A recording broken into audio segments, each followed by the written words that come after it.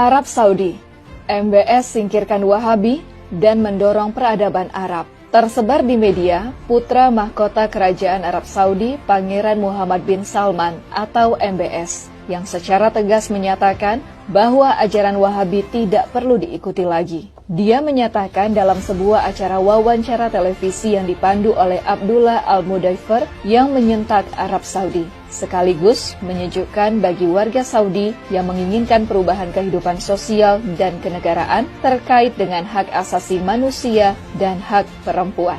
Bin Salman memberikan jawaban jelas ketika ditanyakan tentang ajaran Wahabi. بأنه النفط سوف يتكفل بكل احتياجاتنا في المملكة العربية السعودية. Ketika kita berkomitmen untuk mengikuti ajaran ideologi tertentu atau cendekiawan tertentu, ini berarti kita mendewakan manusia. Bin Salman menambahkan, tidak ada aliran pemikiran yang tetap dan tidak ada orang yang sempurna. Kita harus terlibat dalam interpretasi teks-teks Al-Quran yang berkelanjutan dan hal yang sama berlaku tradisi-tradisi yang diajarkan Nabi. Lebih lanjut, MBS memberikan pencerahan yang sangat jelas tentang Al-Quran dan tradisi yang diajarkan Nabi sebagai pedoman yang mengedepankan kemanusiaan. MBS menyatakan bahwa dunia mengikuti hukum yang jelas yang mengatur kehidupan manusia. Peran kami para penguasa Saudi, kata MBS, adalah untuk memastikan semua hukum yang disahkan di Arab Saudi tidak bertentangan dengan kepentingan kita, Arab Saudi. Wahabi tidak hanya dilihat sebagai penghambat kemajuan dan modernisasi, namun sekarang Wahabi dianggap tidak berguna sama sekali bagi eksistensi Arab Saudi. Kegelisahan Arab Saudi terhadap Wahabi dipicu oleh 3 kegelisahan. Pertama, hilangnya peradaban asli Arabia dengan berbagai fatwa Wahabi yang bertentangan dengan kemanusiaan.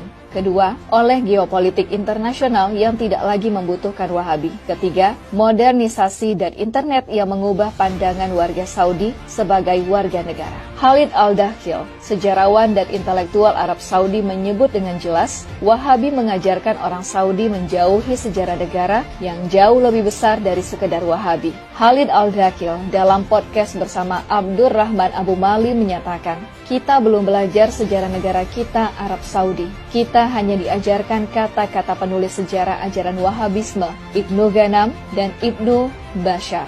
Dan sampai sekarang kita masih menjalaninya. 6 يناير أشبعوه الأمريكان كثير من الكلام، كلامهم صراحة ما قيل في الإعلام الأمريكي 6 يناير في الولايات المتحدة. أنت تقصد Saudi Arabia didirikan berdasarkan aliansi untuk membangun kekuasaan antara Muhammad bin Saud dan Muhammad bin Abdul Wahab pada tahun 1744.